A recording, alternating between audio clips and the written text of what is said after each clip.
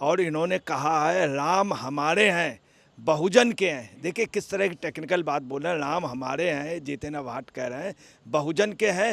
राम शिकार करके खाते थे, फिर कह रहे हैं मैं हमेशा सही कहता हूँ।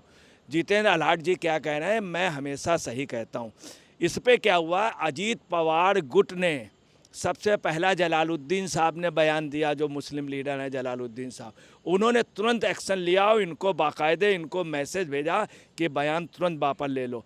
उनके कहने पे अजीत पवार ने सबसे पहले धरना प्रदर्शन किया, फिर भाजपा वालों इन सब लोगों ने किया और इनके खिलाफ जबरदस्त प्रदर्शन हुआ, इनके खिलाफ एफआईआर दर्ज हुई। नमस्कार, स्वागत है आपका। आप देख रहे हैं एसटीवी न्यूज और मैं रानी गुप्ता आपके साथ। लगातार राम मंदिर को लेकर के सियासत बरकरार है। अभी हाल ही में महाराष्ट्र में एनसीपी के नेता जितेंद्र आव्हाड ने बड़ा बयान दिया है और उनका कहना है कि भगवान राम जो है वो शाकाहारी नहीं बल्कि मांसाहारी है। जिस तरीके से इस पूरे मामले को लेकर के विवाद बढ़ता गया और बीजेपी के नेता राम कदम ने तो सीधे तौर पर इस पूरे मामले को लेकर के एफआईआर भी दर्ज कर दी। अब इन सब के बाद देखने को मिला कि जितेंद्र आव्हाड ने बकायदा इस मामले को लेकर के खेद जताया है, माफी मांगी है और उनका ये कहना है कि मैं किसी की भावना को खेद नहीं पहुंचाना चाहता।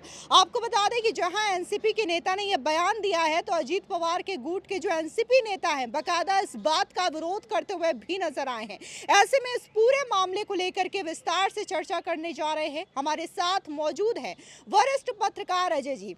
सर, स्वागत है आपका। देखने को मिल रहा है कि एनसीपी पहले तो दो गुटों में बढ़ चुकी है। अब शरद पवार के जो नेता हैं वो बकायदा ये कह रहे हैं कि भगवान राम मांसाहारी हैं। आखिर बार बार इंडिया अलायंस के द्वारा भगवान राम को लेकर के प्राण प्रतिष्ठा का जो समारोह 22 जनवरी को होने वाला है, उस चीज को लेकर के ऐसे ऐसे भाषण, ऐसी ऐसी बयानबाजियां क्यों होती है? और बयानबाजी तो की, लेकिन बाद में जब ये मामला बढ़ता गया तो उन्होंने बकायदा माफी भी मांग ली। क्या कहेंगे इस पर? देखिए एक्चुअली में ऐसा है कि देश में बड़े दुर्भाग्य की बात है कि असुर भी होते हैं, देवता भी होते हैं। जब भी कोई अच्छा काम हुआ, अच्छा यज्ञ हुआ, तो असुरों ने हमेशा ही प्रॉब्लम क्रिएट की और असुरों का बाद में क्या होता, दमन होता है। जब अमृत निकला था समुद्र मंथन से तो भी पता चला असुर अमृत लेने के लिए लग गए। अब ये लोग भी ये देख रहे हैं कि अमृत बट रहा है तो अमृत के लिए ये राक्षस लोग भी लग गए। तो हकीकत है अभी राहु केतु कुछ बचे हैं। अब आपको बताना है कि इन्होंने जानबूझ करके क्या बोला कि जितेंद्र आह्लाट ने के खिलाफ बॉम्बे में घाटकोपर में मुकदमा भी हो गया। ये शरद पवार गुट के हैं और ये पहले मंत्री भी रहे हैं, इस समय विधायक हैं और इन्होंने कहा है राम हमारे हैं, बहुजन के हैं। देखिए किस तरह की टेक्निकल बात बोल रहे हैं। राम हमारे हैं, जितेंद्र भाट कह रहे हैं बहुजन के हैं। राम शिकार करके खाते थे, राम शिकार करते थे मगर खाते नहीं थे। शिकारी बहुत लोग होते हैं, शिकार करने जाते हैं मगर गोश्त नहीं खाते। हम भी शिकारी, हम जाते हैं मगर गोश्त नहीं खाते। तमाम लोग ऐसे हैं। शिकार करना एक कला है। आप क्या चाहते हैं कि हम शाकाहारी बन जाएं, पर हम राम को अपना आदर्श मानते हैं। अब देखिए राम को मांसाहारी भी बता रहे हैं और क्या क्या कहना है, आप क्या चाहते हैं कि मैं शाकाहारी बन जाऊँ, मतलब अपने को ये भी बता रहे हैं कि मैं मांसाहारी हूँ, पर हम राम को अपना आदर्श मानते हैं और मटन खाते हैं। ये भी देखिए राम को अपना आदर्श मानते हैं, मटन खाते हैं। जानबूझ करके ये दुर्भावनापूर्ण और इसको दूसरे रूप का ये बदतमीजीपूर्ण बयान है। फिर ये क्या कहना है, ये राम का आदर्श है।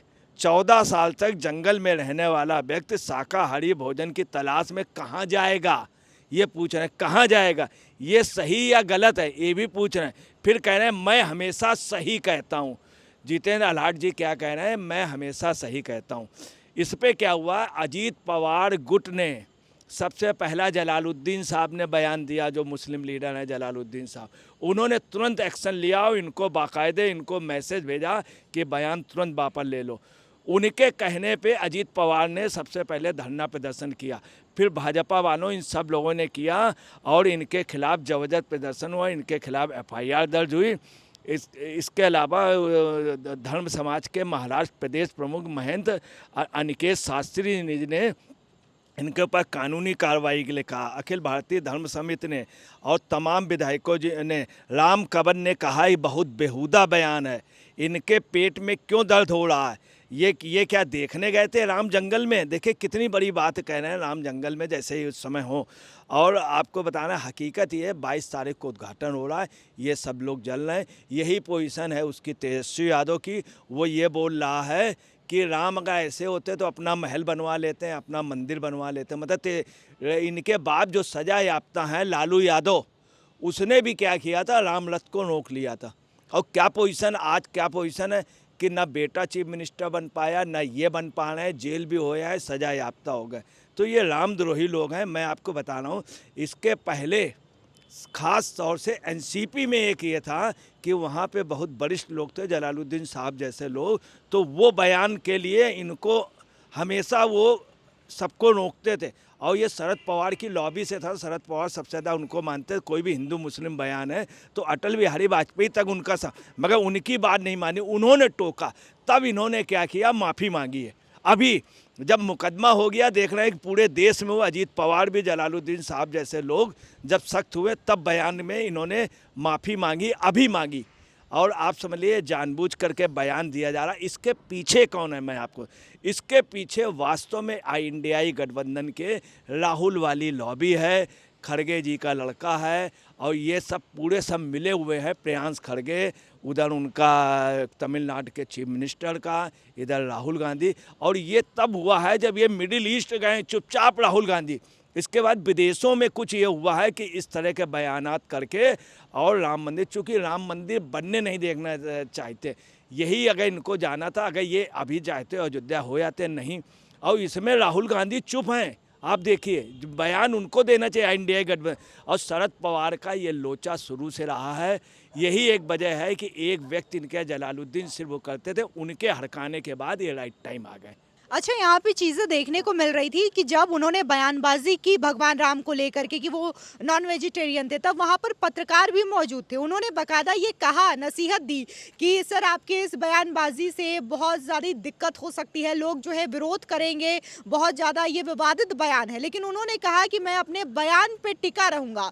यही नहीं, उन्होंने बाकायदा ये भी कहा कि ये मैं खुद नहीं बोल रहा हूँ, बल्कि वाल्मीकि रामायण में इसका उल्लेख किया गया है। इसके बारे में क्या कहेंगे? देखिए ऐसा है कि उन्होंने वास्तव में जितेंद्र आव्हाड जी ने वो पढ़ा नहीं है, न वाल्मीकि रामायण न रामचरितमानस, ये शुरू से विरोधी हैं। इसके पहले भी आपको बताना है, जब ये मंत्री थे तो उस समय भी इनको डांटा गया था, इन्होंने बयान दिए थे। तब वैसी समय मुस्लिम लीडर जलालुद्दीन ने उस समय भी कहा था कि आपने पढ़ा नहीं है कुछ भी, अगर आप हिंदू धर्म के बारे में जानते पढ़ करके बोलिए। उस समय कहा गया तो इन्होंने माफ़ी मांगी। अभी इन्होंने माफ़ी मांगी, इन्होंने एक चीज़ और बोली कि राम क्षत्रिय थे और क्षत्रिय सब मांसाहारी होते।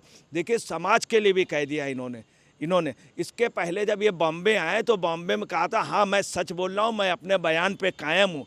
फिर इन्होंने बोल दिया कि राम क्षत्रिय थे।